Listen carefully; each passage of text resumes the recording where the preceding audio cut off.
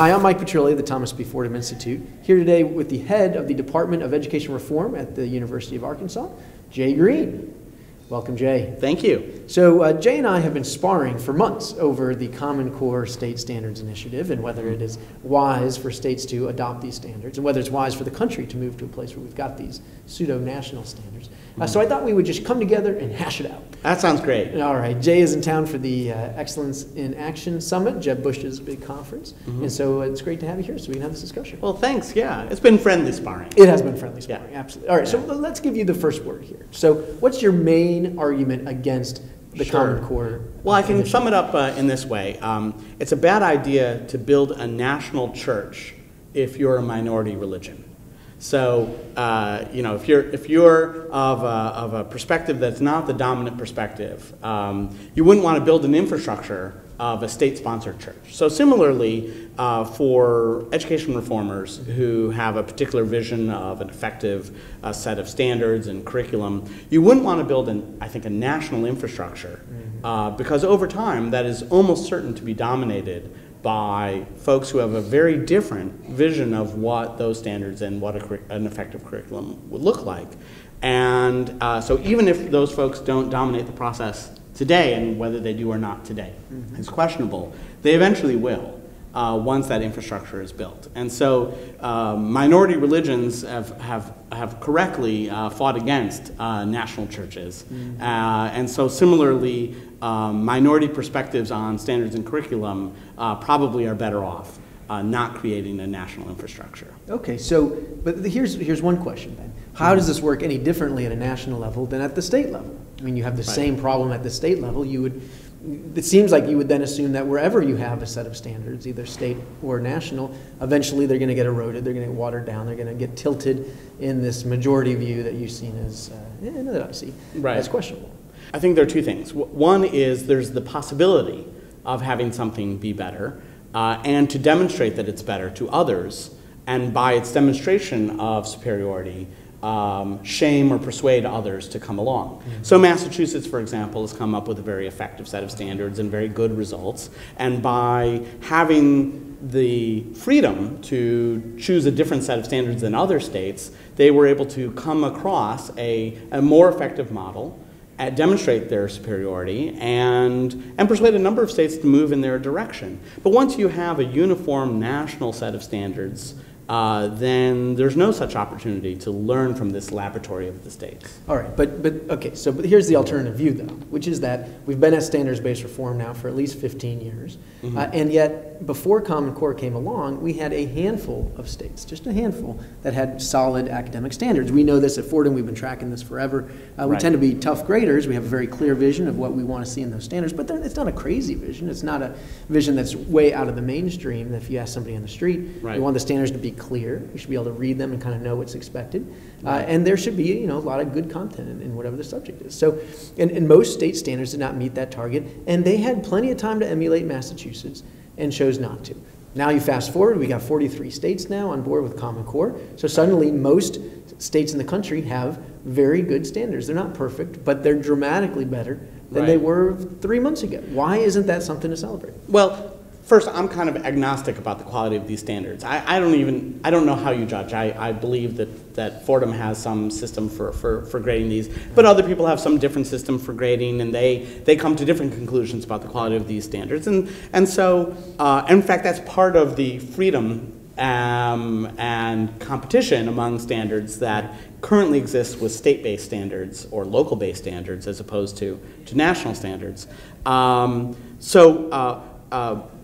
Your point, why we had all these years for states to imitate effective ones, and so you've grown frustrated with that. So you want to fast forward to more effective ones for everyone, but instead of more effective ones, you might get less effective ones, especially over time. And so your eagerness to move forward more quickly is making you vulnerable to potentially something much worse. Right, but I mean, that's the nature of change, right? I mean, we could say the same thing about all kinds of reforms. We'll say, well, we want to move slowly with tax credits or vouchers because we haven't worked out all the perfection, or we might get the policy right at first, and over time it's going to get watered down or it's going to get corrupted by certain forces.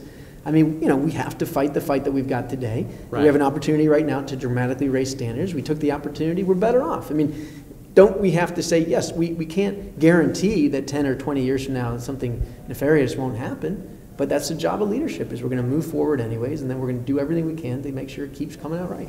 Well, one of the virtues of decentralized decision making, where these types of decisions are made closer to the individual and not at the national level, is that actually you do get this gradualism, which I think is generally healthy in policymaking. One of the drawbacks, inherent drawbacks of a national anything is that you leap to something for everyone at once. Right. And so you don't get to learn from the mistakes that are being made because you don't have a basis for comparison. Right. And so gradualism is a virtue in education. Now, it's true that we've had such incredible gradualism in education that nothing's changed for decades in terms of final outcomes. Right. And that's frustrating, and I share your frustration with that. I just think that that leaping to a national solution is not that promising. But there's one other point also that I want to put in here, which is that to some degree, I think standards aren't really a big deal. They're generally pretty vague statements.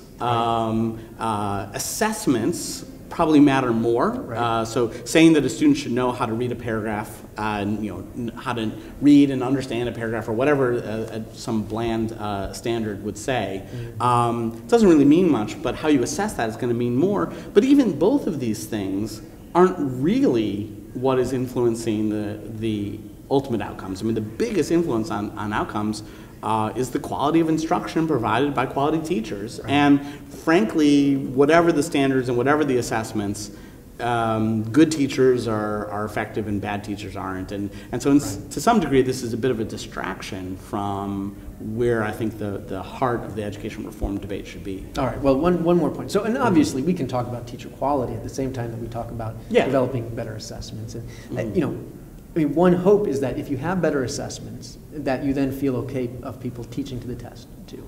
Right. And those are linked to all kinds of resources, interim assessments, technology, online stuff, yada, yada, yada.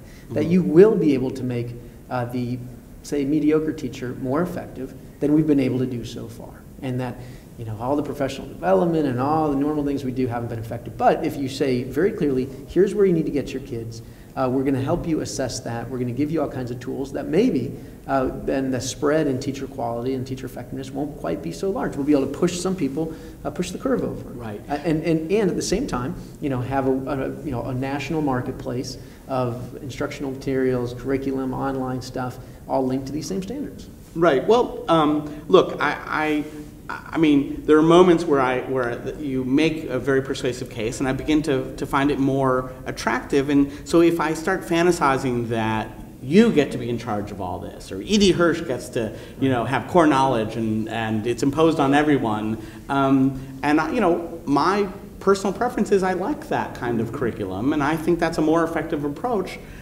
But I also recognize, first, I don't get to be the dictator. I don't get to impose it on everyone. So with that beard, you look like you could be a dictator. Yes, viva la revolution. But there's also, and not only do I not get to be the dictator, but I have a very good guess about who's likely to be put in charge of these things over time. So even the relatively good standards, according to your grading,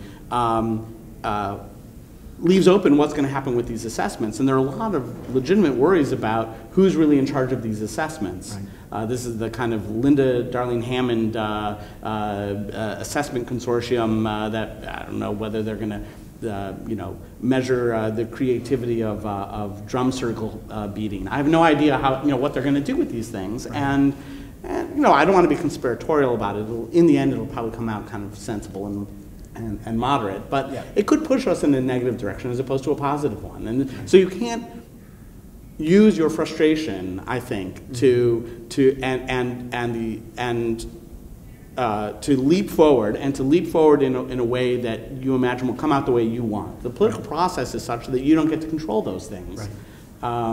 And in the end, we may have the Church of England imposed on us as opposed to the church that you'd prefer. Right. Well, in my view, it's a risk worth taking, but it's a risk that we got to take, also knowing that there's a lot of fights along the way, and this is going to be something we have to keep paying attention to.